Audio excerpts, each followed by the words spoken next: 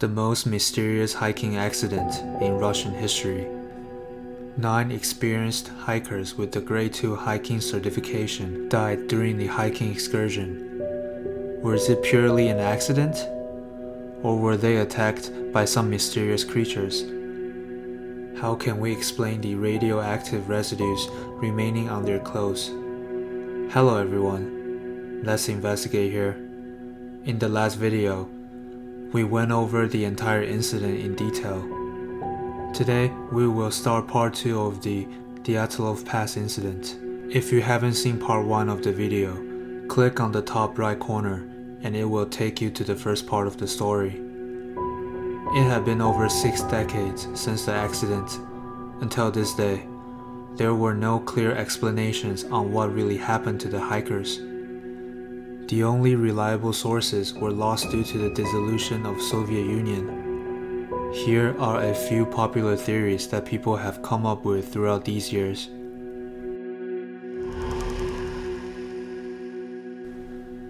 Back in 1930, there was a female geographer who accidentally entered the Ural mountain and was killed since she had trespassed into Mansi Tribe's territory. Dyatlov's team might have entered Mansi's territory by accident, since in a diary, Dyatlov mentioned that they had deviated from the original route due to heavy snowstorm. Mansi released their greyhounds and forced the hikers out of the tent, and let the harsh weather wear them down before murdering them with their weapons. Cutting body parts of their prey was one of Mansi's traditions, but after extensive research, Mount Ortoten was not part of Mansi's territory, and the external trauma on the hikers' bodies did not look like it could be done by any human beings.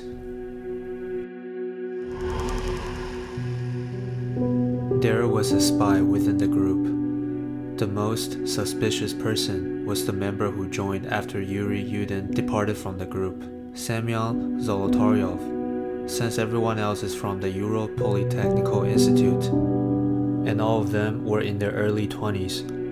Zolotaryov was still single at the age of 38 and decided to hike at the Ural mountain alone. After meeting these energetic youngsters and voluntarily asked to join on their expedition, there was some weird suspicious behavior from him. First, he didn't tell his real name when he joined the group. He told everyone that his name is Sasha. Second, in his bag, there were tons of cash and documents. It seems like he was carrying his entire family assets. Third, he had tattoos on his body, which was rare since during that time, not many people had tattoos in Russia. His tattoos were a bunch of letters, and could not find the meaning of it in any natural languages. Fourth, he was previously a soldier who participated in the Soviet-German War and survived, but his peers only have a 3% survival rate. The most famous Russian author said that there are actually 3 KGB agents hidden among the 9 members of the team. Their purpose of going to the Ural mountain is to contact the CIA agents there. Mountain climbing is just a means for them to hide their identities. However, the contact with the Americans went wrong, so that the CIA had to exercise violence to kill the entire team. And the Soviet Union did a lot of manipulations on the crime scene in order to cover up the trace of KGB and CIA activities, such as forging radioactive clothing. Some key evidence was lost at the scene. The purpose is to mislead the police and prevent people from discovering the truth. This statement caused great repercussions in Russia because it perfectly matched the expectations of the general public of this incident. Conspiracy theories, the evil Soviet government, and the brutal Americans.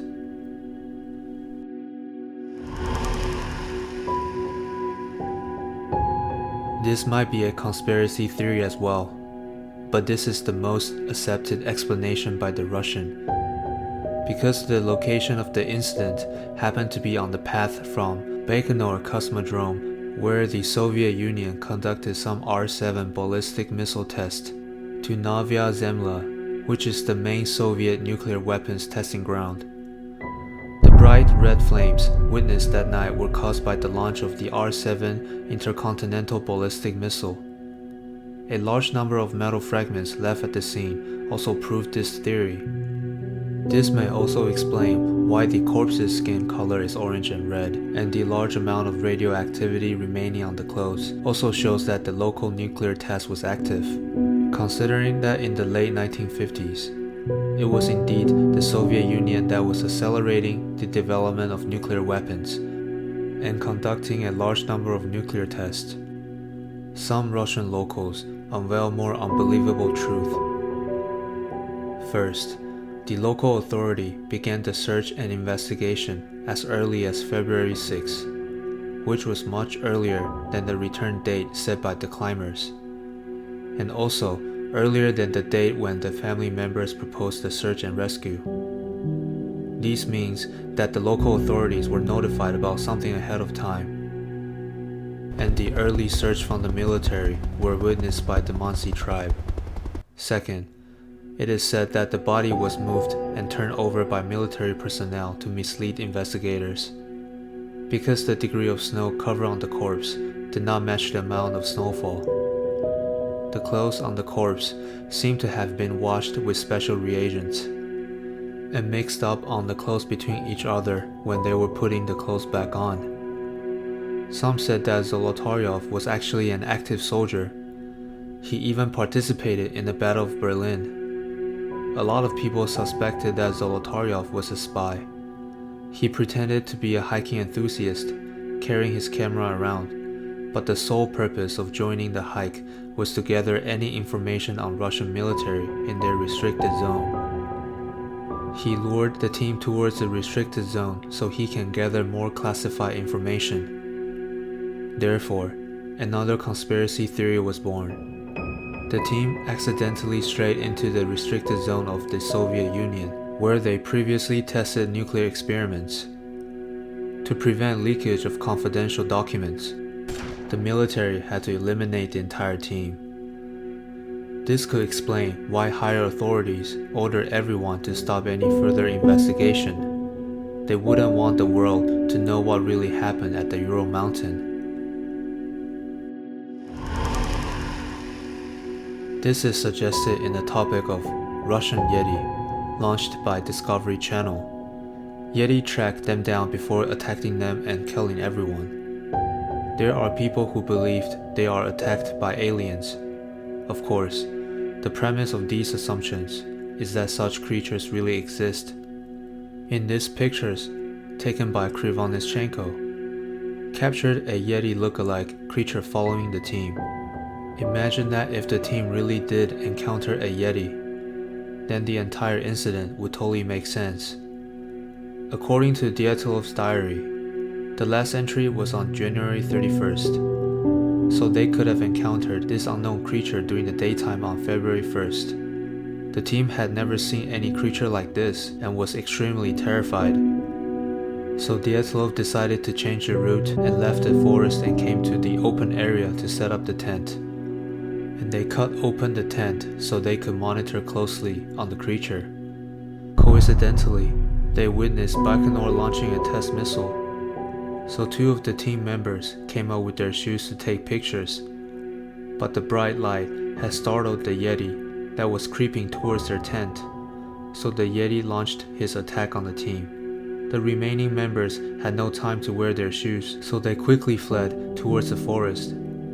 Some of the members were so scared, so they decided to climb out to the pine tree, and some members with less clothes were freezing, so they started a bonfire to keep their body temperature up. But the bonfire caught the attention of the Yeti. Then there was a fierce fight.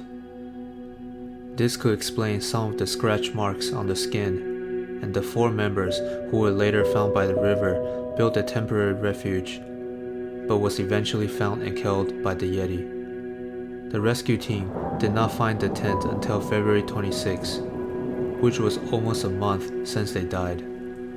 According to the weather report, it snowed for about 10 days during the time, so the bodies and the Yeti's footprints were covered by the snow.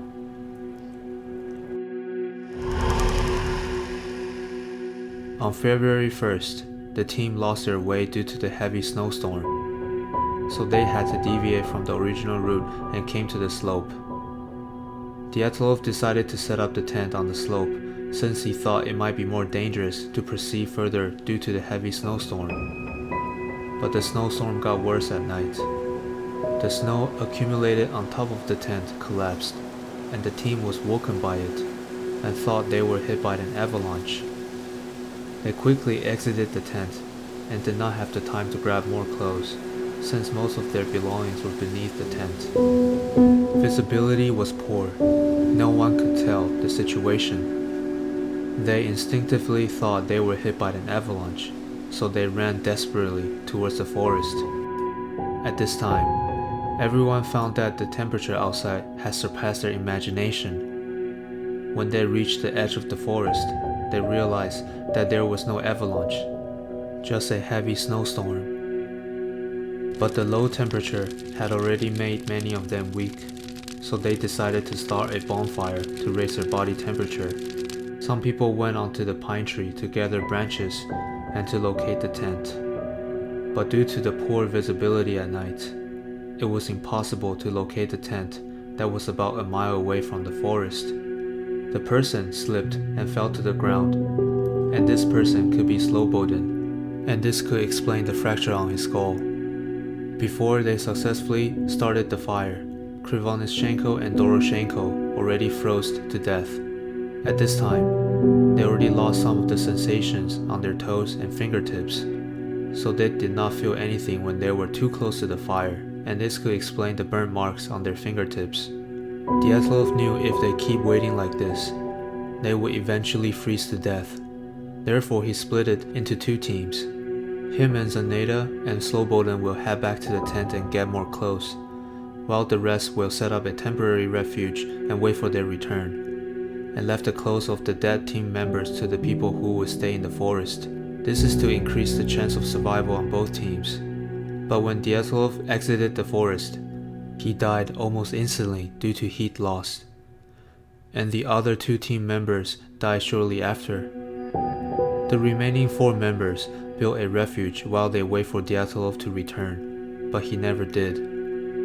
The snowstorm got worse, and they needed to find a new place to hide as they were losing their body temperatures. They couldn't see anything around them as they proceeded further into the woods, and they accidentally fell into the river valley and died. Dubinina and Zolotaryov's body were closer to the river, so some small animals, such as mice and foxes, started to gnaw down on their bodies. This could explain why these 2 bodies were missing some parts on their face. After the snow had covered up the bodies, the animals weren't able to reach the bodies anymore. And as for radioactive residues on their clothes, it could be explained by the Kyshtym disaster, a radioactive contamination accident that occurred on September 29, 1957 at Mayak, 2 years prior to Dyatlov Pass incident. The Soviet Union did not release any information on this radioactive contamination accident. Mount Ortutin is only 660 kilometers away from Mayak. Not only Dyatlov's team had the radioactivity residues on their clothes, but also the rescue team as well. But only Dyatlov's team was detected because they went through autopsy, not the rescue team. In order to cover up the accident, the government quickly closed the case and set it as classified files. At that time, blocking news was the usual method of the Soviet Union. Of course, these are all theories based on the information we had today.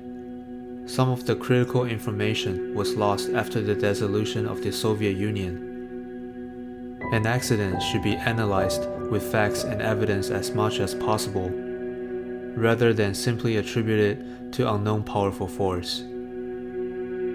This Dyatlov Pass incident website has detailed information on this accident. If you are interested, the link is down below.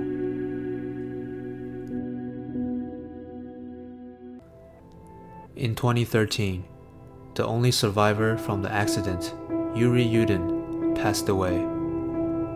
He didn't believe that his teammates died only because of natural disasters. He believed that there was some kind of powerful force that was hidden behind the truth. Sadly, after 61 years, there was still no clear explanation on what really happened. Any kind of theory has some contradictions that cannot be explained. Maybe sometime in the future, we will be able to find out what really happened to Dyatlov's team. But it's also possible that this would just go into the book as an unsolvable secret. These expedition members, who are determined to conquer the mountains, will stay in the Death Mountain forever. No matter what the truth is, the 9 names on the monuments will remind people not to forget this mysterious tragedy. Mountaineering has always been full of risks and challenges, but this is also the fascinating part about this sport. After conquering different challenges before you reach the summit, the indescribable satisfaction is irreplaceable in the heart of every mountaineering enthusiast. Because of this gratification, even if they might encounter unknown risks, or even possibly losing their lives, the brave hikers will never back down.